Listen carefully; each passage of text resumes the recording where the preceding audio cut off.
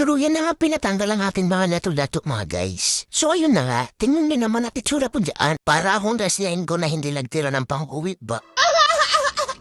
Sa locos kapon lang palag ako guys na patanggal ang ating lato-lato. Siyempre kailangan magtipid, pambili rin ng chimkin yun. So ito na nga guys, sa haba nga ng pila, di niyo ako makikita dyan. Kasi andito ako sa Gedli, kahulihan. Matalipas nga lang ng ilang minutong pag-aantay, natanggal na ang ating mga lato-lato. So, fast forward tayo guys. So, ito na nga, ginigising na ako ni Doc yan. Kasi nga, mag-uuwian na sila. Pero ito ako, mahimbing pa rin ang tulog. Ikaw ba naman turo ko ng 2 beses ba? Hindi ka ba mahimatay? Sa tagal nga nakakasundot ni Doc sa tenga ko guys. So, wakas nagising na rin ako. Dito nga guys, inaasal ako ng mami ko. Bakit daw ako naglalasing na hindi ako nagtitira ng pang-uwi?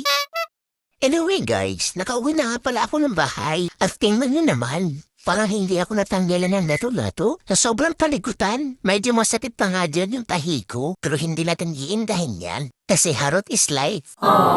Dito na nga magtatapos ang aking kwento. Sa aking kapon journey, ako nga pala si Spike na makulit. Laging napapalo sa puwi.